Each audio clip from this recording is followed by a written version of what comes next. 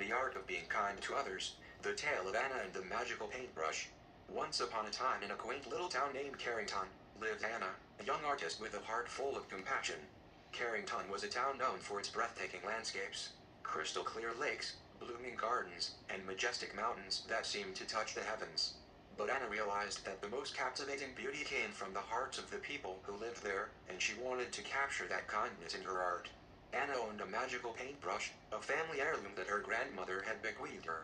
The paintbrush had a unique power. It could paint not just scenes, but emotions and virtues as well.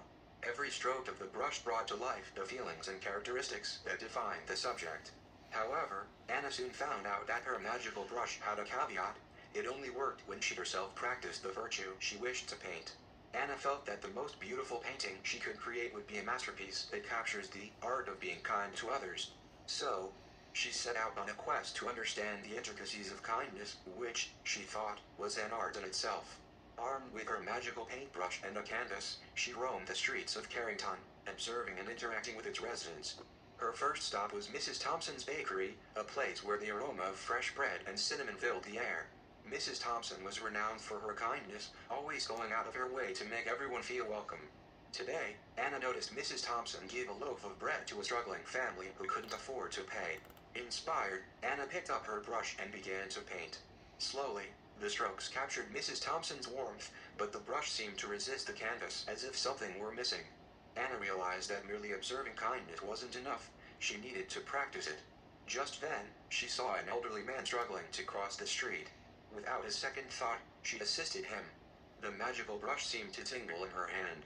She returned to the canvas, and this time the bristles danced across the surface effortlessly, capturing Mrs. Thompson's benevolence in a myriad of colors that seemed to glow.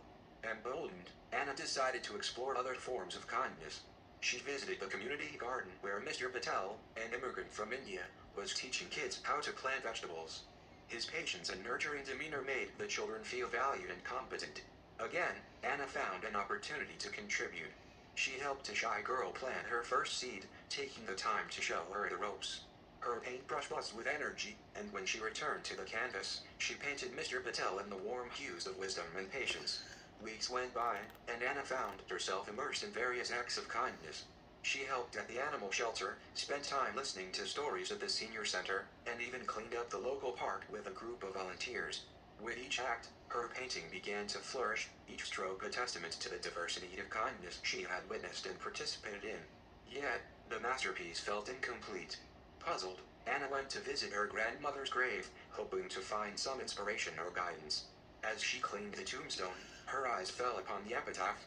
Kindness is the golden thread that binds our hearts, often when least expected. Suddenly, it struck her. She had been focusing on visible, conscious acts of kindness but had neglected those that were unanticipated, the ones that caught people by surprise and left a lasting impact. Filled with this newfound realization, Anna took her paintbrush and painted a golden thread that connected all the figures on her canvas, symbolizing the unexpected acts that linked everyone in a web of kindness. Content and exhausted, Anna showcased her masterpiece in the town square.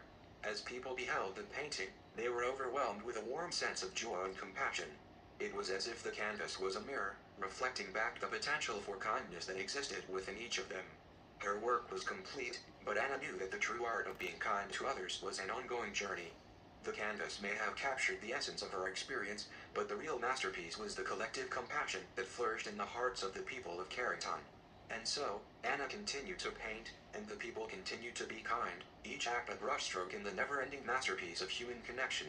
Because in Carrington, and in the heart of anyone willing to practice the art, kindness was the most vivid and enduring color of all.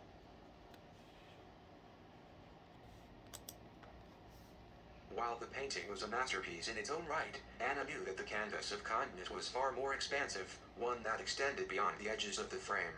She began to ponder the ripple effects that acts of kindness could create, how one deed could inspire another, traveling across boundaries and uniting communities. Anna decided to take her art and her quest for understanding kindness on the road, far beyond Carrington. With a lighter canvas and a portable set of paints, she journeyed to nearby towns and cities, seeking to explore how different communities expressed and experienced kindness. In the bustling city of Harmonsville, she met Maria, a street musician who played the violin. Maria used the money she earned to buy meals for the homeless. It was in the sharing of food and stories where Maria found her joy. Anna decided to practice kindness by joining Maria in her mission. With her art supplies, she created signs that helped Maria gather a larger crowd, which in turn resulted in more donations. Picking up her magical paintbrush, Anna sketched Maria's figure on a fresh canvas. She used vibrant strokes to portray the musical notes that seemed to dance around her, each note morphing into a symbol of love, care, or nourishment.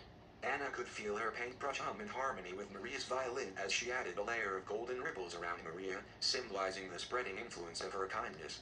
Her journey then took her to a quiet coastal village named Serenity Bay. Here, she encountered Mark, a retired sailor who dedicated his time to cleaning the beach and rescuing stranded marine animals. Anna rolled up her sleeves and helped Mark in a beach cleanup. They managed to save a young sea turtle that had gotten tangled in a net.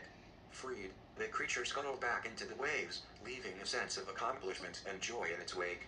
Inspired, Anna captured Mark's rugged, sea-worn features with shades of blue and green, accentuating the painting with touches of foam and sand. Around him, she painted the sea and its creatures, adding tiny ripples expanding outward, much like the influence of Mark's dedicated environmental efforts. Finally, Anna traveled to a university town named Wisdom Heights, where she met Aisha, a young woman who volunteered at a local library, helping adults learn to read. The joy and empowerment Aisha's students felt upon reading their first book cover to cover was immeasurable. Anna decided to join in and assist in tutoring. The satisfaction she felt when one of her students managed to read a short story was beyond words. In Aisha's portrait, Anna painted her amidst stacks of books, each book transforming into a bird that took flight. These birds flew towards the edges of the painting, symbolizing the limitless potential unlocked through education and kindness. Once again, she painted the golden thread, linking Aisha to the figures of Maria and Mark, and all of them back to the people in Carrington, weaving a complex tapestry of interconnected kindness. Months later, Anna organized an exhibition that traveled to each place she had visited.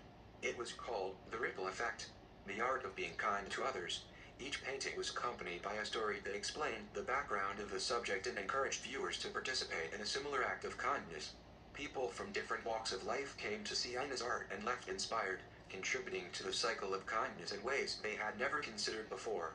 Teachers inspired students, neighbors helped neighbors, and strangers became friends, all united by acts of kindness both big and small. For Anna, the masterpiece was never about the paintings themselves but about the change they could inspire. The art of being kind to others was a living, breathing entity, ever-changing and boundless.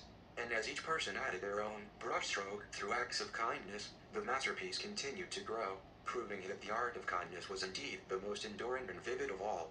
And so, the ripples continued to spread, each act of kindness leading to another, creating a beautiful, never-ending mosaic of compassion, understanding, and love.